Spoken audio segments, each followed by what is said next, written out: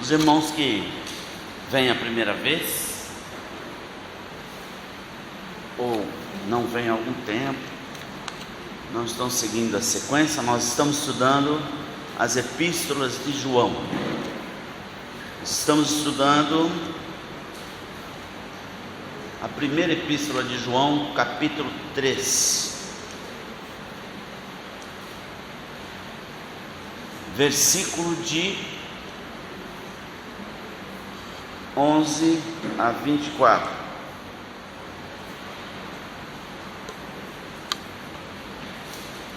Nós vimos no domingo passado 1 João 3, de 1 a 10, e vimos a experiência de um novo nascimento. Adquirimos uma nova natureza.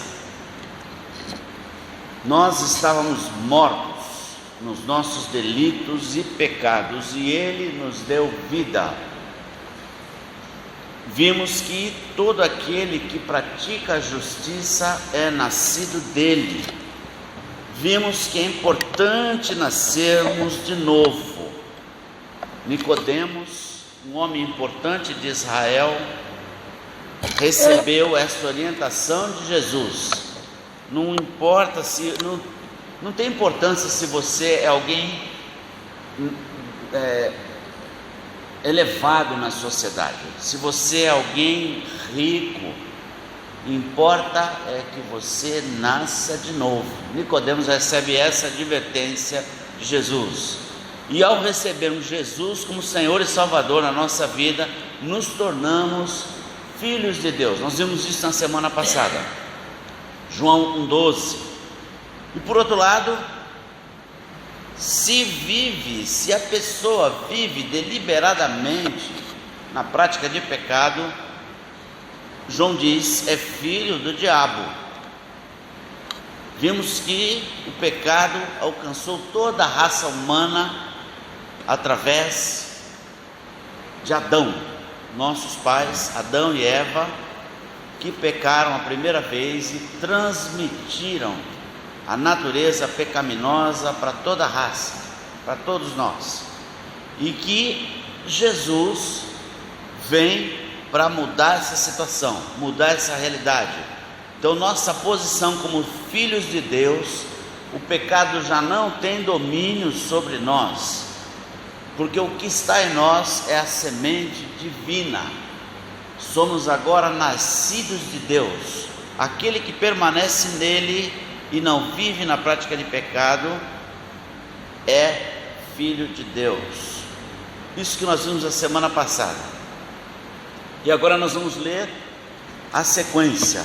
1 João 3, de 11 a 24. Porque a mensagem que ouvistes desde o princípio é esta: que nos amemos uns aos outros, não segundo Caim, que era do maligno e assassinou a seu irmão. E por que assassinou? Porque as suas obras eram más e as de seu irmão justas. Irmãos, não vos maravilheis se o mundo vos odeia. Nós sabemos que já passamos da morte para a vida, porque amamos os irmãos. Aquele que não ama permanece na morte. Todo aquele que odeia seu irmão é assassino. Ora, vós sabeis que todo assassino não tem a vida eterna permanente em si. Nisto conhecemos o amor, que Cristo deu a sua vida por nós, e devemos dar a nossa vida pelos irmãos. Ora, aquele que possuir recursos deste mundo e vir a seu irmão padecer necessidade e fechar-lhe o seu coração, como pode permanecer nele o amor de Deus? Filhinhos, não amemos de palavra nem de língua, mas de fato e de verdade, e nisto conheceremos que somos da verdade, bem como perante Ele tranquilizaremos o nosso coração. Pois, se o nosso coração nos acusar, Certamente Deus é maior do que o nosso coração e conhece todas as coisas. Amados, se o coração não nos acusar, temos confiança diante de Deus, e aquilo que pedimos dele recebemos, porque guardamos os seus mandamentos e fazemos diante dele o que lhe é agradável. Ora, o seu mandamento é este: que creiamos em o nome de seu Filho, Jesus Cristo, e nos amemos uns aos outros, segundo o mandamento que nos ordenou. E aquele que guarda os seus mandamentos permanece em Deus, e Deus nele. E nisto conhecemos que ele permanece em nós, pelo Espírito que nos deu. Vivemos as últimas semanas momentos difíceis no Brasil, com perdas de vidas humanas por conta de alagamentos, de deslizes de morros, deslizamento de terra por causa das chuvas. Hoje mesmo a gente teve uma chuva forte aí à tarde, né? Mas na última semana presenciamos, tanto no Brasil como fora do Brasil, exemplos práticos, embora infelizmente nós presenciamos isso, dessa questão do ódio aos irmãos. João fala o seguinte, que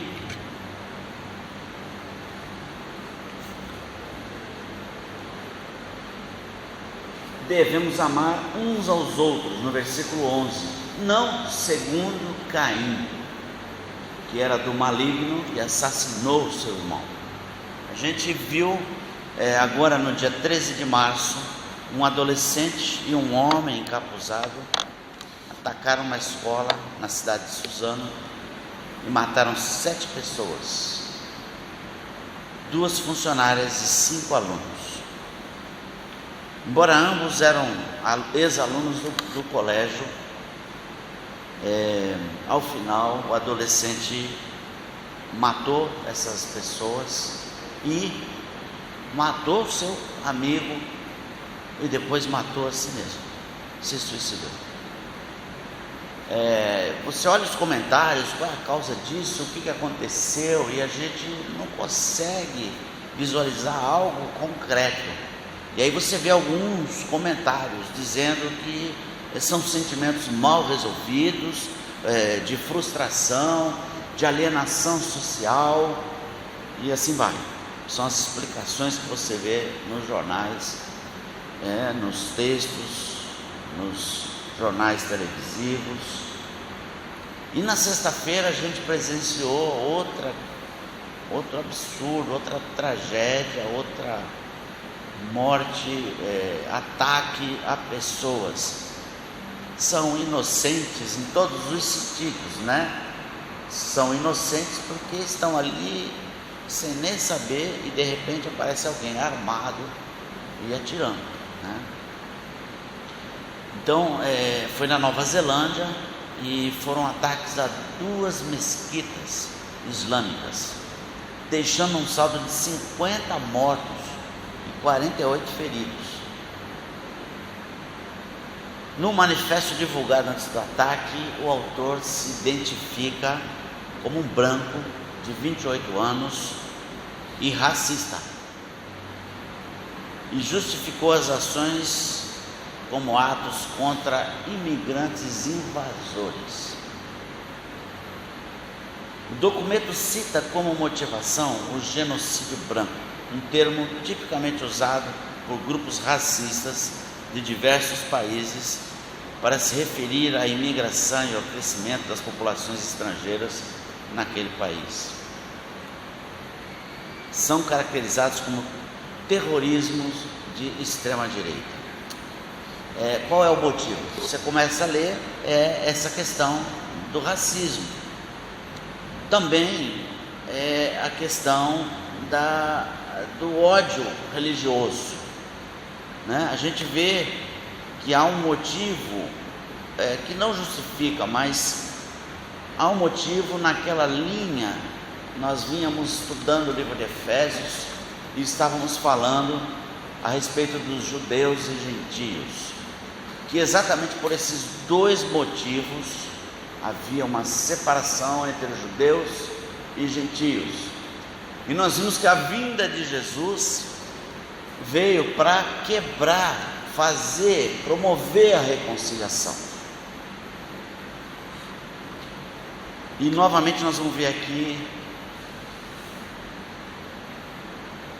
esses assassinatos por causa de xenofobia, de aversão a outra raça, a pessoa diferente de mim, estrangeiros, né? E esse discurso de ódio por conta de religião.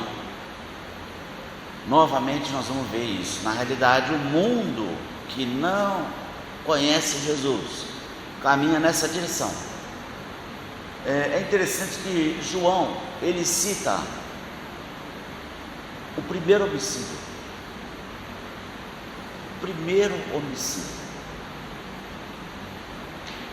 Na humanidade. 2 irmãos.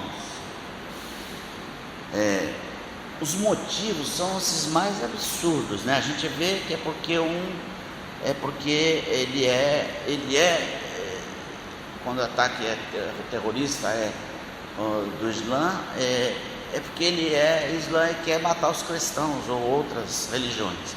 Aí você vê o outro, é a mesma coisa, é porque ele é branco e da religião cristã, então ele quer matar o outro. E esse ódio vai se perpetuando.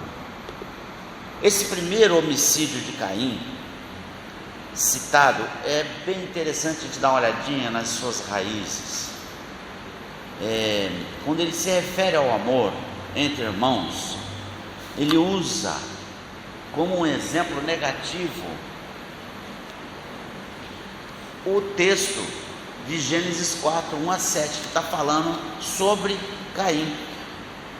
Eu queria que os irmãos abrissem aí, para a gente dar uma olhadinha e pensar sobre esse aspecto.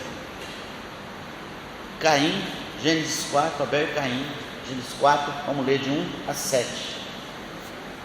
Diz assim: coabitou o homem com Eva, sua mulher. Esta concebeu e deu à luz a Caim. Então disse: adquiri um varão com o auxílio do Senhor. Depois deu à luz a Abel, seu irmão. Abel foi pastor de ovelhas e Caim lavrador. Aconteceu que no fim de uns tempos trouxe Caim do fruto da terra uma oferta ao Senhor. Abel, por sua vez, trouxe das primícias do seu rebanho e da gordura deste. Agradou-se o Senhor de Abel e de sua oferta, ao passo que de Caim e de sua oferta não se agradou. Irou-se, pois, sobremaneira Caim, e descaiu-lhe o semblante. Então lhe disse o Senhor: por que andas irado? E por que descaiu o teu semblante? Se procederes bem, não é certo que serás aceito. Se todavia procederes mal, eis que o pecado jaz à porta. O teu desejo será contra ti, mas a ti cumpre dominá-lo. O que João está falando, já desde o início da sua epístola, é que nós podemos reconhecer aqueles que são de Deus pelas suas obras. Não se trata de alguns estudiosos, por que não foi aceita a oferta de Caim e foi aceita a oferta de Abel? A oferta em si não tem importância, mas o procedimento dos ofertantes.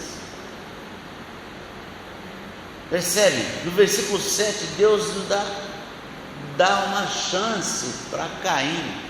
Ele fala: se você proceder bem, não é certo que serás aceito. Observa o teu procedimento, está todo errado. corrige o teu procedimento. Se todavia procederes mal, eis que o pecado jaz à porta, cumpre a ti dominá-lo. Que pecado é esse? Na realidade, esse caminho de Caim, que ele fala aqui que a gente não deve andar segundo Caim, ele fala lá no versículo 11 do 1 João, deixa eu abrir aqui, 12 do capítulo 3, não segundo Caim. Então devemos amar uns aos outros, não segundo Caim. Ele pega um exemplo negativo para falar o que você não deve fazer, não vai fazer igual Caim. Mas qual que era o caminho de Caim? Caim era um agricultor, e a oferta dele foi como lavrador do fruto da terra. Observa que ele foi o primeiro a trazer a oferta para o Senhor.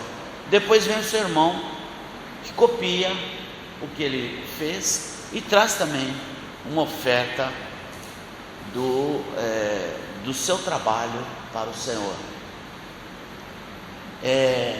Alguns pensam que seria por questão de um ser pastor de rebanho e trazer um animal e derramar o sangue, o outro não, é uma oferta sem sangue.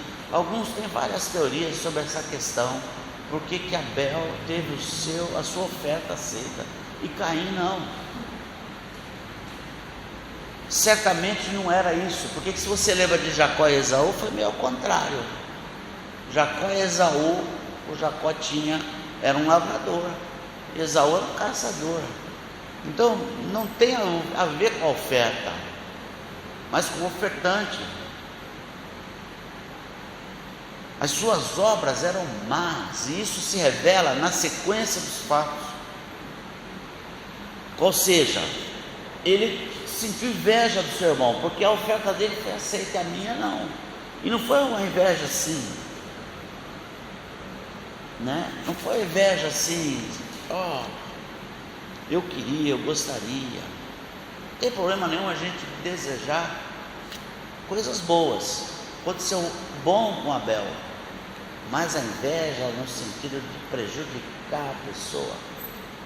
A inveja, ela não tem uma conotação só de querer fazer igual, ser igual. Ela vai além.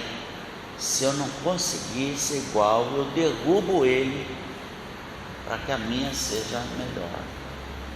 Então a inveja tem essa conotação, e isso é o que domina. Da inveja, o pecado está à tua porta, Deus fala.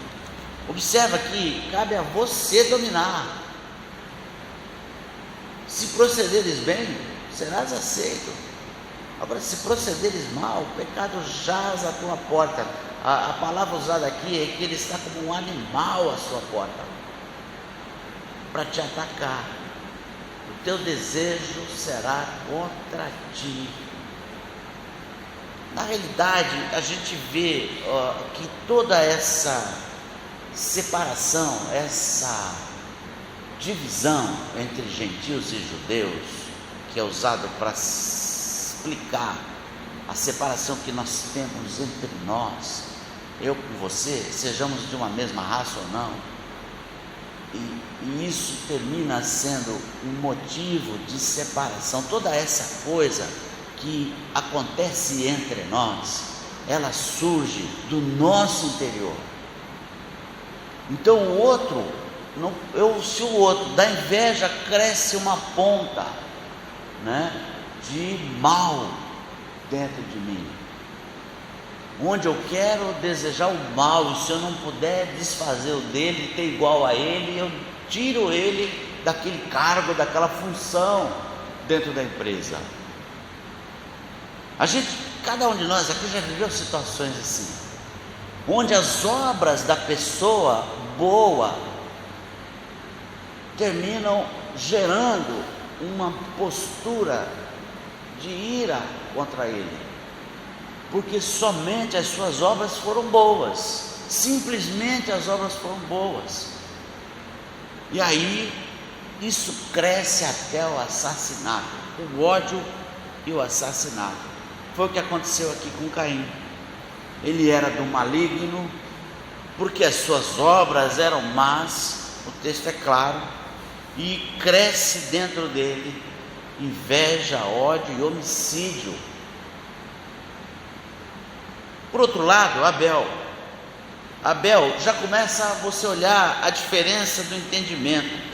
O texto de Caim fala que a oferta dele, como lavrador, foi do fruto da terra, mas sequer afirma aqui que foi algo que ele cultivou, foi fruto do trabalho. Não dá essa ideia. Simplesmente ele pode ter apanhado o fruto da terra, porque tinha à disposição e oferecido ao Senhor. Caim não, Caim ele pega as primícias do rebanho.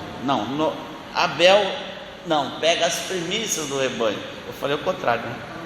O Caim pega do fruto da terra por ser agricultor, por ser lavrador. E Abel, pastor do rebanho, ele pega das primícias do seu rebanho. Agora, o rebanho não tem como, você tem que cuidar dele. Ele pega do fruto do seu trabalho, daquilo que ele sacrificou para cuidar, para deixar o rebanho gordinho. Ele pega as primícias, os melhores, e oferece a Deus. A gente já vê uma diretriz. Mas você quer ver o que fala Lucas 11, 50 a 51 sobre Abel? Lucas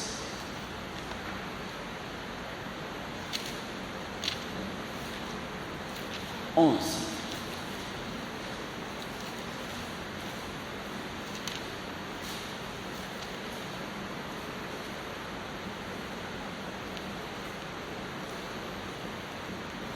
Em diante,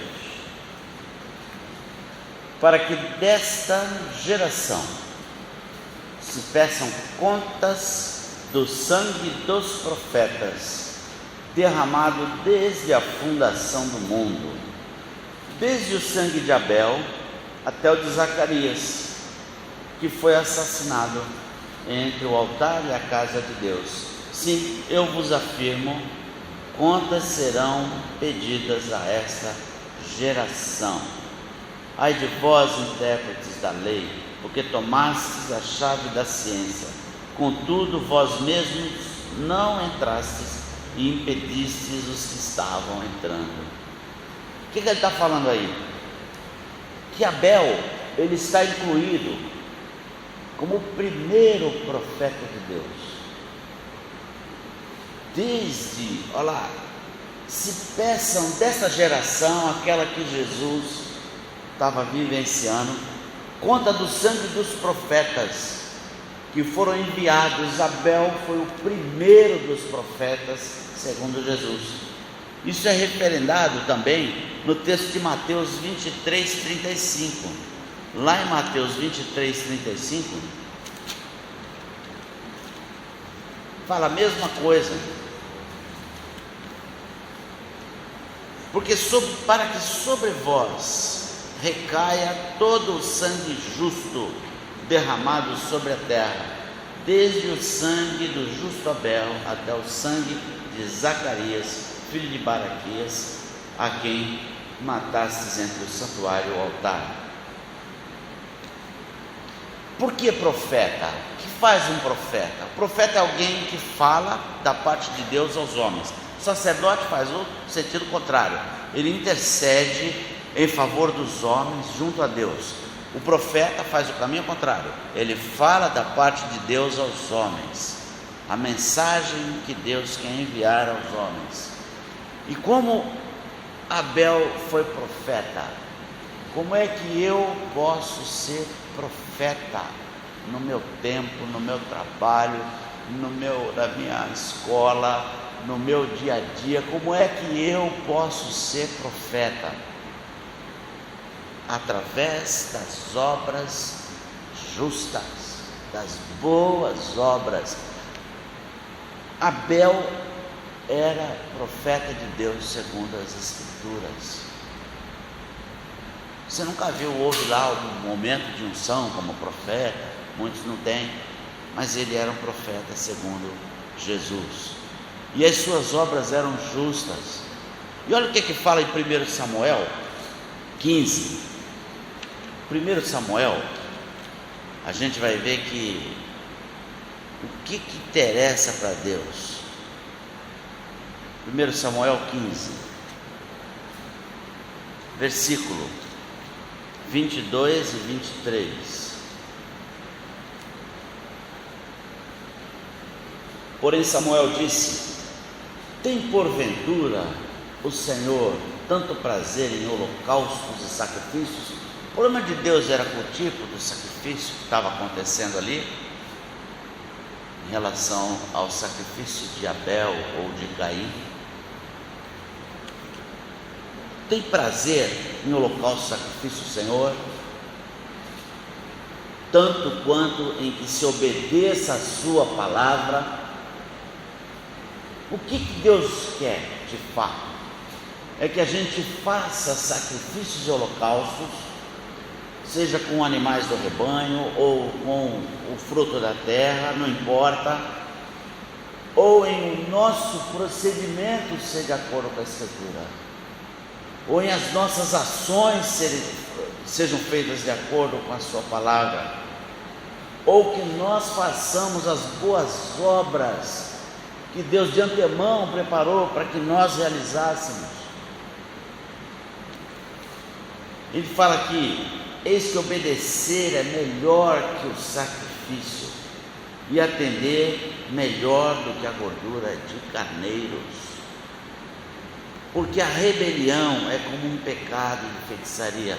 Caim, ele se rebela contra Deus. Deus fala para ele: olha, se você proceder bem, a tua oferta será aceita. É que você não está procedendo bem, você não está agindo bem, a tua oferta vai ser aceita. Mas ele nem aí, ele vai, chama Abel traiçoeiramente e o mata.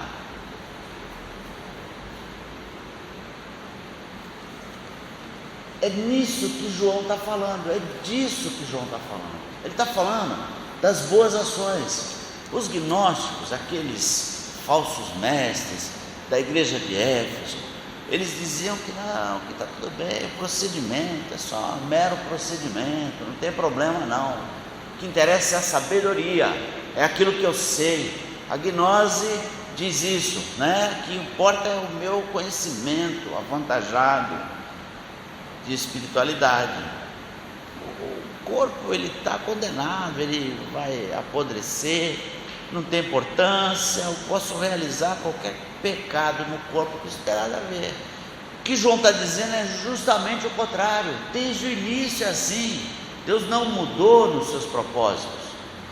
Importa a Deus é o nosso procedimento, são as nossas ações no nosso dia a dia, em sermos de acordo com Jesus, que não só não pecou, mas veio para destruir as obras do diabo. A gente falou na semana passada quanto ao mal. O mal é essa tese do diabo, em que ele afirma que é verdadeira. Ele é mentiroso desde o princípio. O pecado é a prática do mal, é a prática da tese do diabo, e estamos nós aí praticando esse negócio que a gente não crê. Então, o João está falando sobre isso. Não segundo Caim, não amar o seu irmão conforme Caim fez, porque Caim odiou o seu irmão. Primeiro ele odiou. Lá em Mateus 5, 21, 24, Jesus está falando sobre isso no Sermão do Monte, né? Ouviste o que foi dito? Mateus 5, 21, 24, ele fala lá: ouviste o que foi dito? Não matarás.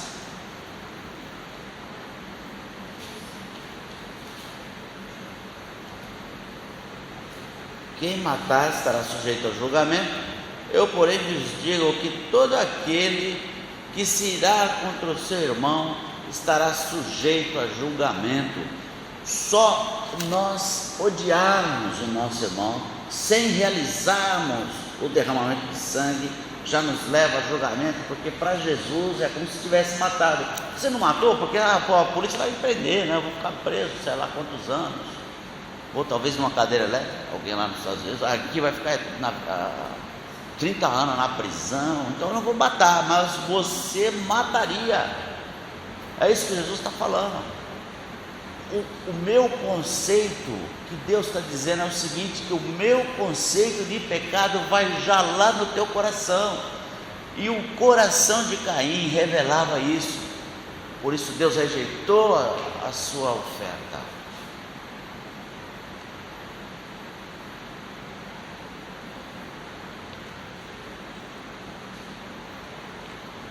E lá em João, ele está falando exatamente isso, que não segundo Caim, que era do maligno e assassinou seu irmão.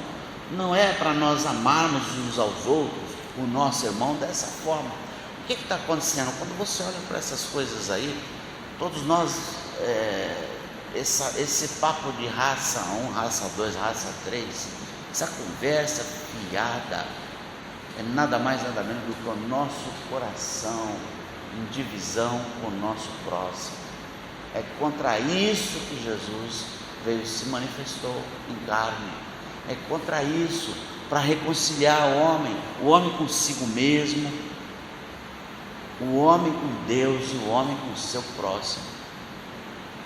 O que João está colocando aqui, o tempo todo você vai ver, ele é repetitivo, até se torna cansativo, mas ele está num processo de se contrapor àquela doutrina dos gnósticos, de que você pode agir como você quiser, e ele está questionando o amor daquelas pessoas com seus irmãos, e ele usa aqui nesses versículos o exemplo de Caim, que era do maligno, assassinou o seu irmão. E por que assassinou? Ele mesmo responde: porque as suas obras eram más. Só dê uma lidinha no versículo 7 do Gênesis 4, né? Deus fala com Caim: você proceder bem, vai ser aceita a sua oferta, porque as suas obras eram más, é de seu irmão justa. E ele olhou, as obras do irmão dele eram justas, e ele se irou contra o seu irmão. Por quê? Porque o cara atua como um profeta. Ele vai falar aqui mais adiante que a igreja é odiada pelo mundo. E por que ela é odiada pelo mundo? Por causa das suas obras. Quando você trabalha corretamente no seu trabalho, por que alguém se pertigaria com você, se você atua com justiça, com correção? Porque as suas obras são más. Caim atuou dessa forma com seu irmão. Nós, e aqui o irmão não é o fato dele ser crente ou não ser crente, dele ser adorador de Alá ou adorador de deuses quaisquer, como um budista. O nosso amor tem que ser igual. O nosso relacionamento com Deus tem a ver com esse nosso relacionamento com o próximo e com o nosso irmão. Não como foi o amor de Caim. Ele é meu irmão? Eu sou moreninho aqui, mas o brancão lá é meu irmão, porque nós estamos vindo de uma mesma, do mesmo casal, descendemos de Adão e Eva. Não há distinção. Alguns têm dificuldade de entender isso. Não posso deixar de amá-lo se ele tem dificuldade de entender isso. Se talvez um extremamente branco me tratar de uma forma diferente. Esse amor de Caim negado ao seu irmão é o pecado à porta, e você compete a você dominá-lo. Sabe, eu tenho uma dificuldade de entender alguns pensamentos. É que ele fala assim, olha, no 11: a mensagem que eu ouvi desde o princípio é esta: ame. Mas a gente começa a inventar, era o caso aqui no meio da igreja de Éfeso, que João era um dos líderes, o único apóstolo vivo nessa época. Alguém aqui na igreja de Éfeso começou a inventar, sabe, invencionice. Gente, é para se deter ao que ouviste desde o princípio. Você já pratica o que você ouviu desde o princípio? Não, então prossegue em procurar praticar. Não é para desviar, para ficar ouvindo e correndo atrás de qualquer vento de doutrina. Eu tenho dificuldade de entender algumas coisas, reivindica, né? Eu tenho dificuldade, gente, de entender isso. Eu não tenho nada a reivindicar de Deus. O que eu tenho porque Ele foi gracioso comigo, eu não tenho mérito nenhum. Porque esse caminho é o caminho de Caim, que se irou. Por que tu, é com Deus o negócio? Por que tu, ele disse, recebeu dele e não recebeu o meu? E o seu semblante descaiu, e ele ficou irado, com ódio do seu irmão, mas antes com ódio de Deus. Sabe, porque eu tenho que receber isso, eu tenho que receber. Não, você tem que olhar as suas obras e repensar os seus caminhos, que não estão agradando o seu Criador. Eu tenho dificuldade é ir pelo caminho desde o princípio. O que você ouviu desde o princípio, já está fazendo? Não, vamos morrer tentando fazer, ou não é? O nome de Abel significava vão. É alguém vazio. De Abel. Caim era lança, era um cara agressivo, talvez, né? Mas tinha mais significados. Mas o que nós estamos falando é o seguinte: dominador, né? O conquistador, Caim, né? E Abel, porque ele era desse jeito, ele era um cara que sabia que o que ele tinha era de Deus. Eu não tenho nada, eu estou vazio, eu não sou ninguém, e é Deus que merece o melhor do que eu tenho, porque Ele me deu tudo. Aliás, tudo que tem aqui é dele. Então não tem essa de estrangeiro não poder vir para cá, porque eu sou dessa terra. Eu não sou, eu tomei dos índios também, não foi assim? Nós, pelo menos a maioria dos brancos e dos negros e dos outros que vieram para o Brasil, a terra era dos indígenas, mas não é dos indígenas, essa terra é do Senhor, e é para ser dividida por todos nós. Logicamente, nós temos regras nos países, né? E a gente tem que cuidar de cumprir como estrangeiro, mas esse ódio desenvolvido é consequência do nosso interior e dessa separação que nós temos em relação ao nosso irmão, que é o que tanto João ataca como uma forma de identificar quem conhece Jesus e quem não conhece Jesus.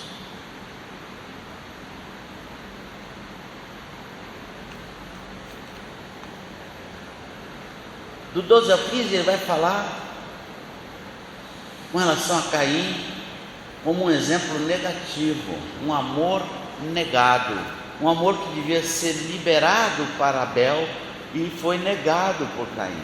Como seu irmão, deveria ser recebido o amor de Caim, mas ele foi negado. Então, até o 15 ele vai falar sobre isso. Nós já sabemos que passamos da morte para a vida, porque amamos os irmãos. Aquele que não ama permanece na morte. Todo aquele que odeia o seu irmão é assassino. Isso é Jesus que fala, né? Não é nem João, ele só está falando o que Jesus falou. Ouviste o que foi dito? Ora, vós sabeis que todo assassino não tem vida eterna permanente em si. Aí ele passa desse exemplo negativo de amor, de uma negação do amor que foi de Caim para Abel, para o seu irmão. Ele passa a dar um exemplo de Jesus, um amor ativo, que não é alguém que tira a vida do irmão, mas alguém que dá a vida pelo seu irmão.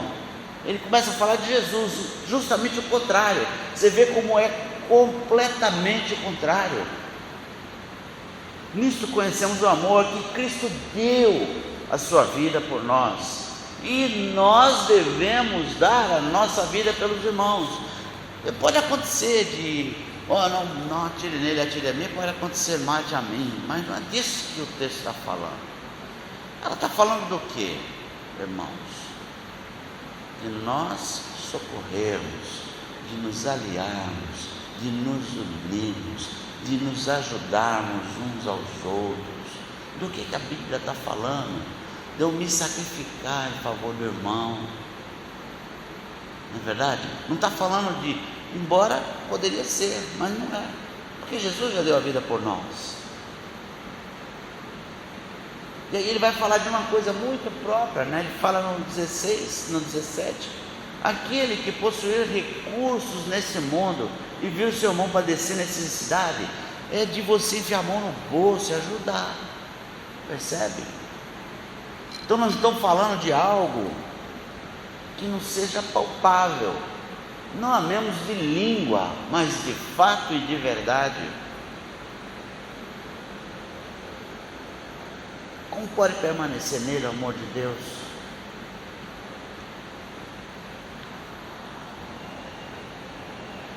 E nisto conheceremos que somos da verdade, e a partir daqui ele passa a demonstrar um amor.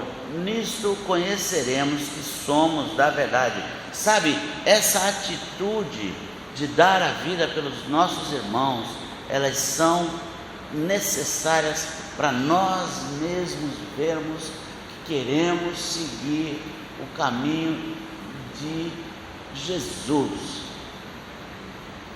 das boas obras, e não de Caim. Para nós mesmos vermos que estamos seguindo o caminho da verdade, bem como perante Ele tranquilizaremos o nosso coração, pois se o nosso coração nos acusar, certamente Deus é maior do que o nosso coração e conhece todas as coisas. Se nós não estivermos agindo assim, certamente Deus é maior do que o meu coração e Ele sabe tudo o que se passa lá dentro.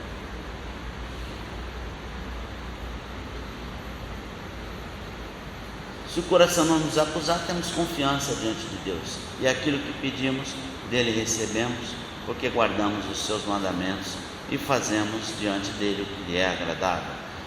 Gente, fazer a vontade de Deus é simples, mas às vezes a gente vai seguir alguma coisa porque a gente acha que é mais complexo, e é um tremendo engano, uma tremenda mentira do diabo, quando a gente começa a ter uma postura segundo Caim. Agora é difícil, né? Eu tenho que ter uma postura segundo Abel. Abel morreu, gente. Ele não deu tempo nem de imaginar que o irmão dele matou ele. Ele morreu, provavelmente traiçoeiramente, será levar uma pancada na cabeça, eu não sei. Não diz no texto. E aí você, como faz, né? É essa postura que eu tenho que tomar? Sim. O sangue de Abel clama até hoje. Está lá em Hebreus, se não me engano, 11:4. Que o sangue de Abel ainda clama, ainda fala. O sangue de Abel está falando para nós hoje. Esse profeta de Deus, assim como tantos outros que verteram seu sangue no caminho da vida, está falando para nós até hoje. Sim, é esse caminho aí que a gente tem que seguir, das boas obras, dos bons exemplos, e se acontecer de Deus permitir que alguém no seu ódio tire a minha vida, glória a Deus, glória a Ele, porque o meu sangue vai proclamar o nome dele. Entende isso? Isso é difícil a gente pensar, não é diferente daquela visão triunfalista do que eu posso, eu peço, eu reivindico e nós vamos para frente. É completamente contrário. Observa que não é um desvio, é no caminho contrário que está se andando. Muito complicado isso. Abel morreu, não chegou a gerar filhos, ele morreu. Caim, pelo menos que a gente saiba, não fala nada no texto mais da história de Abel.